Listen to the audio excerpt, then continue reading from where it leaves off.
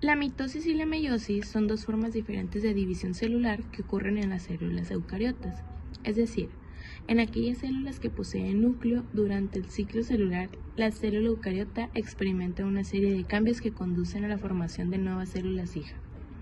En la mitosis, una célula diploide, es decir, una célula con dos copias de cada cromosoma, va a dar origen a dos células hijas con la misma cantidad de cromosomas, misma cantidad de material genético que la célula progenitora. Sin embargo, en la meiosis, a partir de una célula diploide se van a obtener 4 células hijas haploides con una sola copia de cromosomas, células que son genéticamente distintas a la célula progenitora.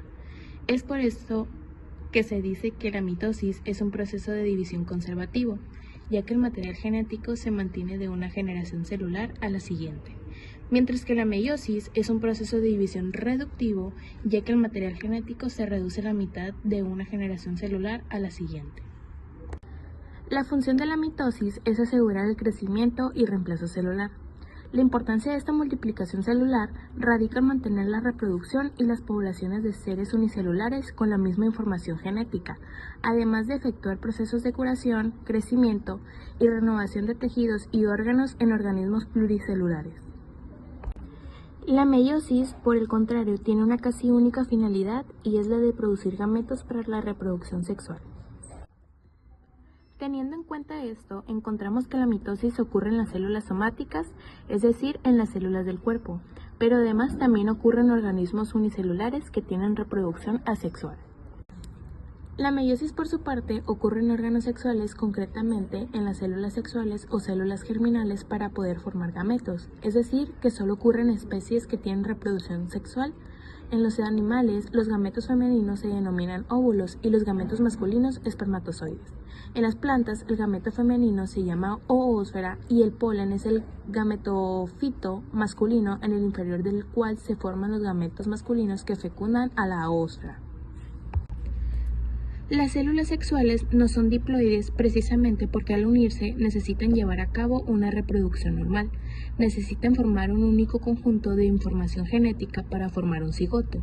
En el caso de la especie humana, con 46 cromosomas, 23 del espermatozoide del padre y 23 del óvulo de la madre, si un cigoto tuviese más o menos cromosomas por X o Y razón, eso representaría inconvenientes.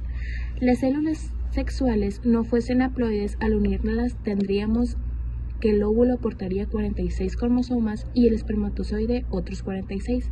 Al final tendríamos un individuo con 92 cromosomas, algo casi incompatible con la vida, una anomalía en la fecundación que termina casi siempre en un aborto espontáneo.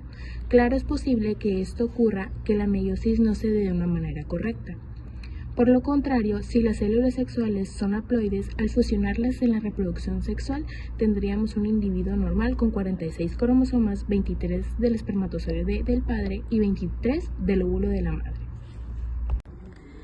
En la mitosis, la célula diploide experimenta una sola división tanto del núcleo como del citoplasma para poder generar dos células hijas diploides, mientras que en la meiosis la célula diploide experimenta dos divisiones sucesivas tanto del núcleo como del citoplasma para poder generar 4 células hijas haploides.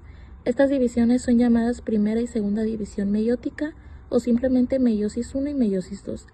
Tanto en la mitosis como en las dos meiosis 1 y 2 vamos a encontrar que comprenden 5 fases: profase, prometafase, metafase, anafase y telofase. La única diferencia en el nombre de estas fases es que en la meiosis 1 estas etapas van a ir acompañadas de un número 1 y en la meiosis 2 de un número 2. Asimismo, la profase 1 de la meiosis va a estar conformada por 5 subfases: leptoteno, cigoteno, paquiteno, diploteno y diacinesis, mientras que la mitosis no presenta ninguna de estas etapas.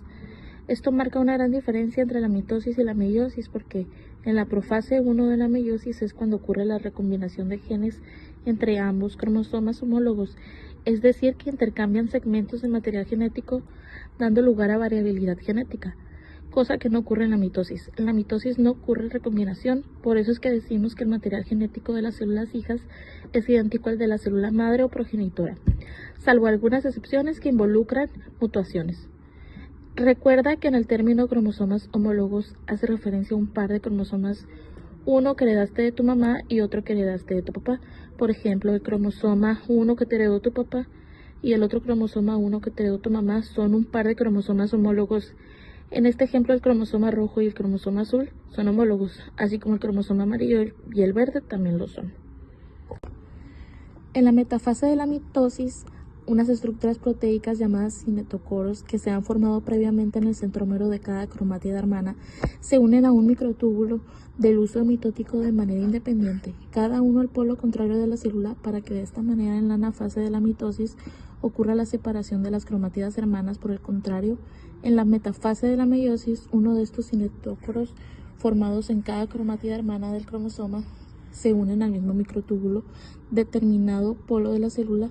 Aquí no se unirán a microtúbulos de polos opuestos. De esta manera, todo el cromosoma formado por dos cromátidas migrará a un polo específico y los pares de cromosomas homólogos se separan. Ya en la metafase 2 de la meiosis, los cinetocoros de cada cromátida hermana sí se unen a microtúbulos del polo opuesto, para que en la anafase 2 sí se puedan separar las cromátidas hermanas.